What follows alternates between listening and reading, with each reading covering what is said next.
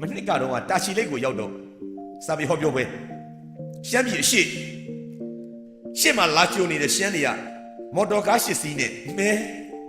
ကြည့်လိုက်တော့ကားတွေကအပြန်စားတွေအကုန်လုံးပါဂျေရိုပရာဒိုလင်ခရူဇာဒါတွေလန်တွေနဲ့ကြိုနေတာတဲကိုကန်းပေါ့ဗျာဟိုတယ်အပြန်စားကြီးကိုရောက်တဲ့ခါကျတော့10တက်လောက်ပြည့်ပြီဒီမှာတဲရမှာလေနေတော့ရှိသေးတယ်ကျွန်တော်တို့ဂရင်ပေါ်မှာထိုင်ပြီးတော့အိတ်လေးတွေချပြီးတော့ထိုင်လို့ရှိသေးတယ်ဒါမျိုးစာအိတ်ကလေးတွေနဲ့ကျွန်တော်တို့လာပြီးတော့မှရော့ဥတာချိုတဲ့အိတ်တွေမောင်းသားချိုကျွန်တော်ကဘာမှနားမလည်ဘူးဘာလို့ပေးတာလဲမုံပေးတာလေစာရေးဆရာများစာပေဟောပြောပွဲဟောတော့အခါမှာစင်အောက်ကိုဆင်းတဲ့အခါကျွန်တော်တို့ဘာညာပစ္စည်းတွေနဲ့စီပုံကြီးပါလိမ့်နဲ့ပေးတယ်ပေါ့ဗျာပေးကြပါလေနေတွေကတိုးတော်လေးပဲဘာမှမဟောခင်မှာဒါလာပေးတော့ပါလဲဟာမုံဖို့တဲ့မမဖို့လေတာချီလိမ့်မှာနေတော့မှသုံးဖို့အသေးသုံးတယ်တတ်ပေးတာလေလက်ဖက်ရည်တောက်ဖို့မွေးငါစားဖို့ကော်ဖီတောက်ဖို့အပေါ်ပါသွားဖို့ကွန်းရစားဖို့ဩလို့ဆိုကျွန်တော်ကအဲ့ဒါကိုဆွဲဖြဲပြီးတော့ထိတ်ကဖြဲပြီးတော့ပတ်စံကိုရောဆိုထုတ်ကြည့်လိုက်တော့ပိဿအလုံးတည်တဲ့အတိုင်းပဲဗမာပတ်စံမဟုတ်ဘူးတာချီလိမ့်မြို့မှာဗမာပတ်စံမသုံးအောင်မှကျွန်တော်အဲ့မှာကျွန်တော်သိတာအစိုးရကအမိန့်ထုတ်တာမဟုတ်ဘူးလူတွေအားလုံးကဗမာပတ်စံမသုံးတော့ဘူးဘာကြောင့်လဲသုံးရတာခက်တယ်ဆရာဘာကြောင့်ခက်တာလဲဆိုတော့ထိုင်းနိုင်ငံနဲ့ကတ်နေတဲ့ခါကျတော့10ပြီပဲကွာတယ်ကတ်ရလန်လေးသမီးတို့ရောက်ပြီမြင်မယ်နော်ကတ်ရလန်လေးကြော်လိုက်တယ်ဟိုဘက်ကဒလားလေးကြော်လိုက်တယ်ဟိုဘက်ကထိုင်းနိုင်ငံပဲသူကဗမာအစိုးရနဲ့ဗမာအာဏာနဲ့မတက်အောင်တော့ဘူးလိုက်ဖမ်းလို့လည်းမရတော့ဘူးဆိုတော့ကျွန်တော်ဈေးသွားဝယ်ကြတာတကယ်တော့ဟာအဲ့တော့ဟုတ်ပြီဆိုတော့သို့တော်လေးပဲကျွန်တော်ထင်ထားတာဗျာ10ဆိုင်ရှိရင်9ဆိုင်တော့သုံးဖို့ဗမာပတ်စံတစ်ဆိုင်မှမသုံးဘူးသူကဒါကြောင့်မလို့ဆရာတို့ကိုအဲ့ထိုင်းပတ်စံပေးတာတဲ့လိုက်စားကြည့်ဦးဆိုတော့ဟုတ်တယ်ဘယ်ဆိုင်မှာဗမာပတ်စံပေးလို့မယူဘူးသူတို့အလုပ်ရှုပ်လို့လက်ဖက်ရည်ဆိုင်ဝင်နေပေါင်းသားချိုးပေါ်စိတ်တစ်ခွက်တပည့်တွေပတ်စံရှင်းမယ်ဘယ်လောက်လဲ9ဘတ်ဟုတ်ပြီဒါကြောင့်ငါတို့ဒီပတ်စံပေးထားတာ9ဘတ်ရှင်းလိုက်တယ်တပတ်ကိုပတ်စံ30လောက်တန်တယ်ဗမာငွေ9ဘတ်ဆိုတော့9 3 21ဗမာငွေ230ပေါ့မစိုးပါဘူးလက်ဖက်ရည်ဈေးနှုန်း230ရန်ကုန်မှာ250ပါးကြောင်ယူနေတာတန်းသားပဲပြန်တောက်တာပေါ့ဒီကျွန်တော်ဈေးနှုန်းကိုပြောချင်တာမဟုတ်ဘူးနော်အော်လို့ဗမာပတ်စံမယူကြဘူးလို့9ဘတ်ပါဇက်ကဘတ်ပဲဖြစ်တယ်သူကကျွန်တော်တို့ရှောက်ဝယ်လိုက်ကြတာဟုတ်ကပတ်တွေဝယ်တဲ့ကောင်ကဝယ်အနှွေးကြီးဝယ်တဲ့ကောင်ကဝယ်အဲ့ဒါနဲ့ဝယ်ရင်တန်းလန်းနဲ့ပတ်စံကုန်သွားတော့နေဦးမြကျွန်တော်မှပါသေးတယ်ကျွန်တော်ပြအောင်မယ်ပါတယ်ပတ်စံတွေကုန်သွားတော့ထိုင်းပတ်စံလည်းကုန်သွားအောင်ကျွန်တော်ဘာလုပ်ရလဲဆိုတော့ပတ်စံလဲတဲ့ဆိုင်လေးတွေရှိတယ်ရှိတော့ကျွန်တော်ပတ်စံတွေထုတ်တာပေါ့ထုတ်ပြီးတော့လမ်းဘေးမှာဒါမျိုးစပွဲလေးတွေနဲ့ရှမ်းမလေးတွေတာချီလိတ်လမ်းဘေးမှာကျွန်တော်တို့နိုင်ငံမှာအောက်ပြည်အောက်ရွာမှာကွင်းရရောင်းတကယ်သူ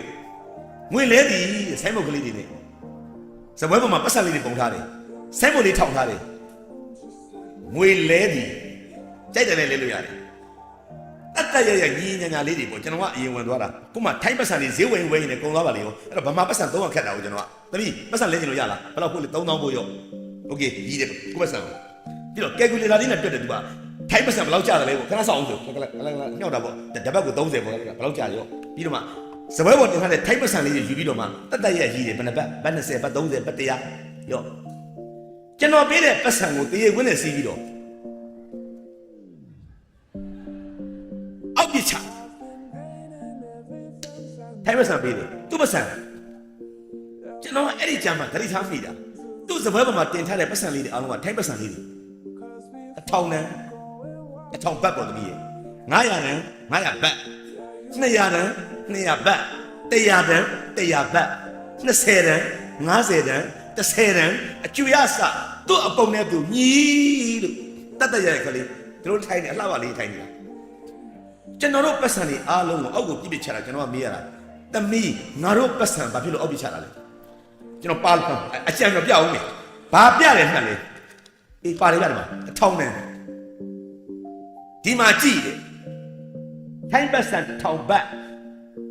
မမလို့3000လောက်တန်တယ်ဟာဒီမှာပုံလေးပါတယ်ထိုင်းဘရင်ဘူမီဘော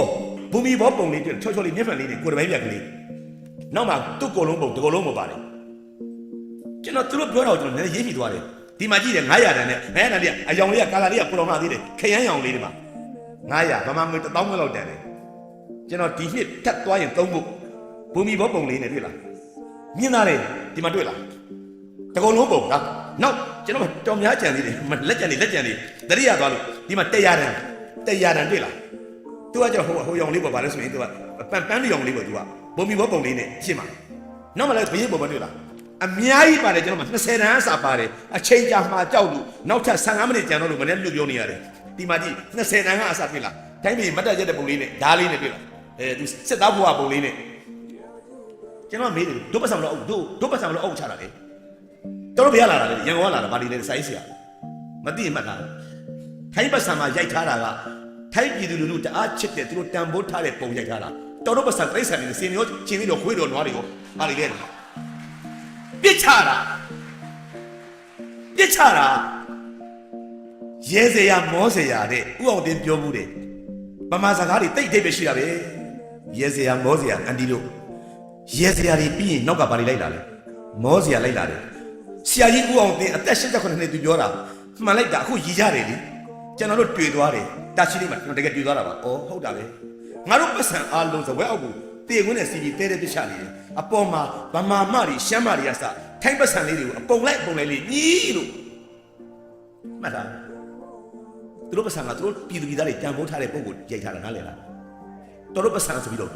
ပက်ပက်ဆက်ဆက်တိရစ္ဆာန်တွေလို့ပြောတော့ကျွန်တော်ငိုင်းကြည့်နေတာဟာအဲ့ဒီမှာနေမောင်းသားချုံနည်းနည်းနားလည်သွားတာတန်ဖိုးဆိုတာကို VALUE value လူမျိုးတစ်မျိုးဟာတန်ဖိုးထားတဲ့အရာတွေကိုဘယ်တော့မှမမြင်ပြရဘူးတန်ဖိုးထားတဲ့အရာတွေအားလုံးကအလကားပါကွာလို့လူတို့ထင်သွားအောင်လုပ်တာတိတ်ကြည့်ကြည့်တယ်တခင်ကိုတော်မင်းကအလကားပါကွာကမကောင်းမလားအောင်ဆန်းဖမ်းစမ်းမှာတောက်ပေါ်လုံးနေသားမနဲ့ကျွန်တော်ရိုင်းတန်ခွန်းတော့တုံးတရားသွားစမ်းမှာမိကုန်းနဲ့အလကားကောင်းမှာကွာဟာတခင်တတ်ဆုံးကမပေါ်ဖို့ကွာတခင်ဆိုအလကားကောင်းတိတ်ပြင်းပြင်းသွားစမ်းမှာဥနုလကားမယူကြီးကျွန်တော်တို့ဟာ